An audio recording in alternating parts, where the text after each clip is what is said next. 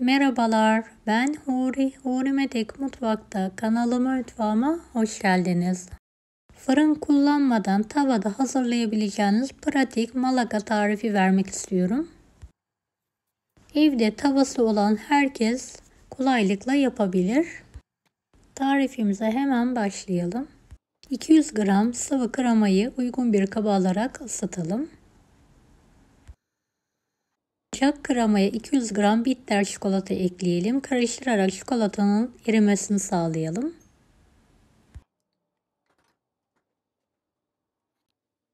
Evet, altını kapatarak soğumaya bırakalım. 3 adet tam yumurta.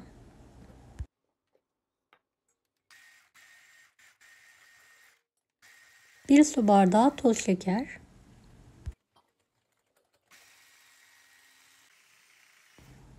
2 su bardağı un, 1 paket vanilya, 1 paket kabartma tozu.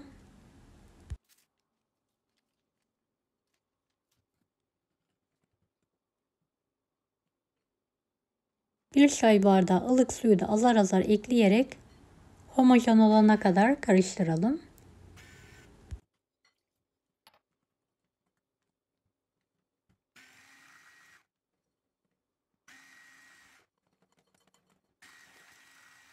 İki yemek kaşığı sıvı yağ ekleyelim ve karıştırmaya devam edelim.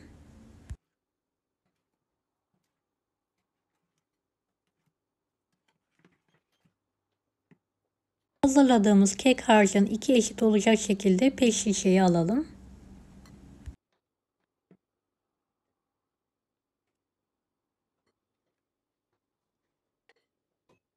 Sıcak tava çok az yağ ile yağlayalım. Kek harcının yarısını dökerek pişirmeye bırakalım. Kısık ateşte kontrollü bir şekilde pişirelim.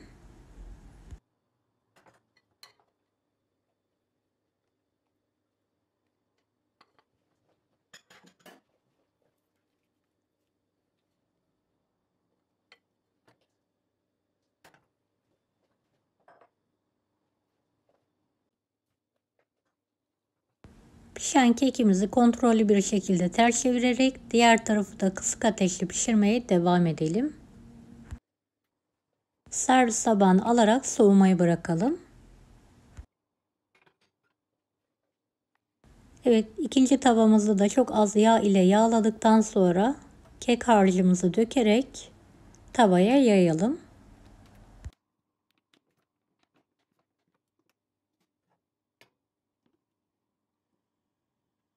Kısık ateşte üzeri kabuk bağlayana kadar pişirelim.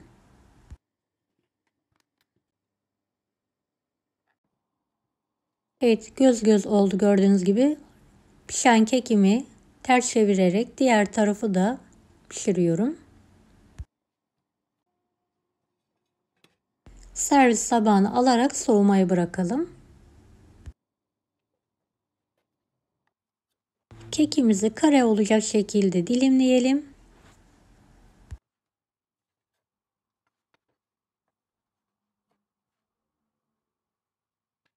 Kekimizi videodaki gibi keselim.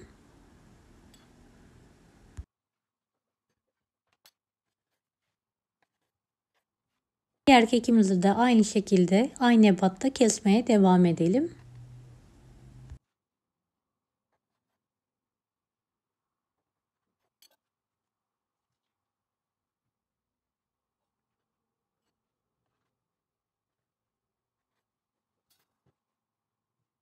Kek parçalarını arkalı önlü olacak şekilde süt ile ıslatalım.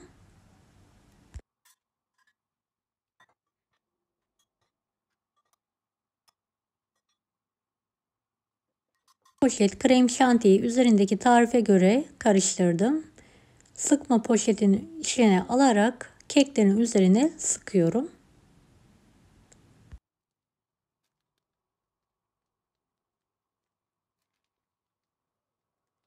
Videomu izlerken buraya kadar geldiyseniz yorum kısmına herhangi bir emoji bırakırsanız bana destek olmak için sevinirim.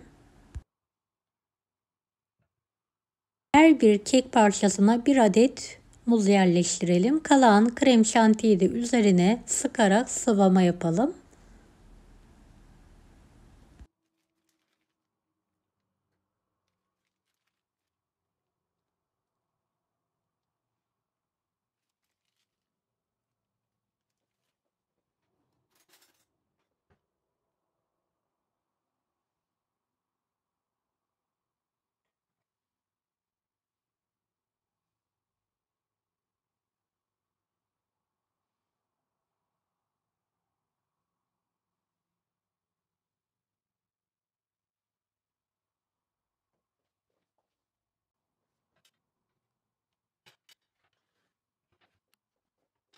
Hazırladığımız, soğuttuğumuz ganajı pastaların üzerine dökerek kaplayalım.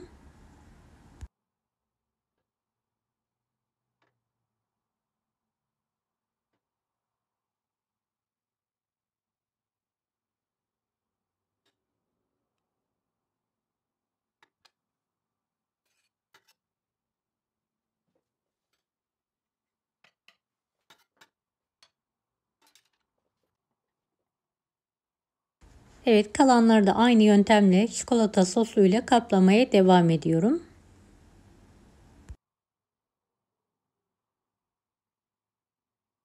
Ganaj yerine hazır çikolata sosu da kullanabilirsiniz.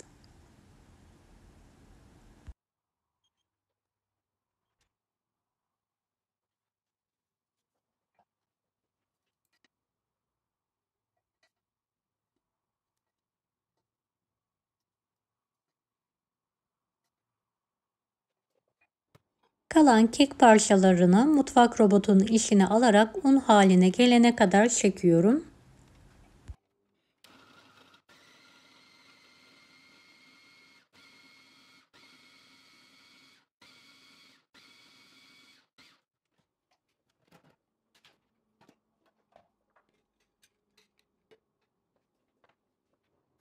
Evet, un haline getirdiğim kek kırıntılarıyla malaganın etrafını mantolama yapıyorum. Fındık, fıstık da kullanabilirsiniz.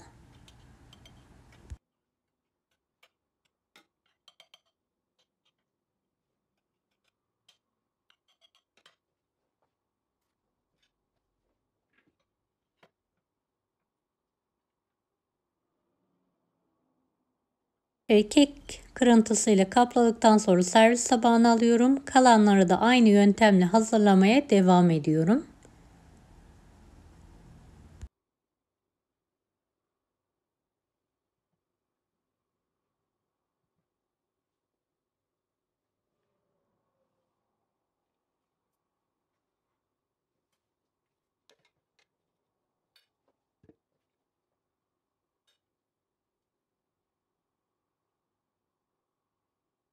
Üzerlerine erittiğim bitter çikolatayı poşetin içine alarak şerit halinde sıkıyorum.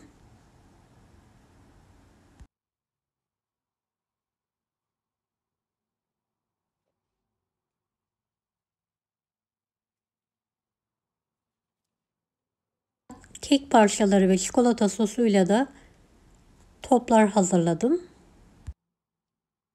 Tüm pastaların üzerine beyaz çikolatayı şerit halinde sıkıyorum. Daha sonra buzdolabına kaldırarak dinlendiriyorum.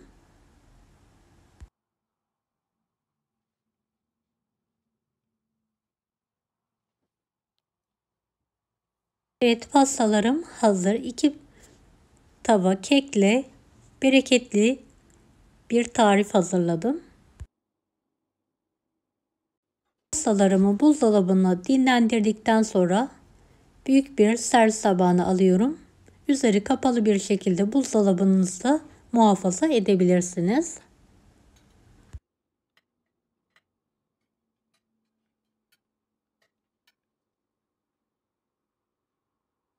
Hem bereketli hem de gerçekten çok lezzetli bir tarif oldu. Mutlaka deneyin. Şöyle bir tanesini keserek yakından sizlere göstermek istiyorum.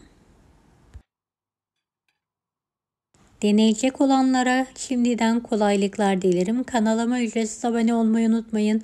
Bir dahaki videolarda görüşmek üzere. Allah'a emanet olun. Hoşça kalın. Daha farklı tarifler için bunları da izlemeyi unutmayınız. Kolay gelsin herkese.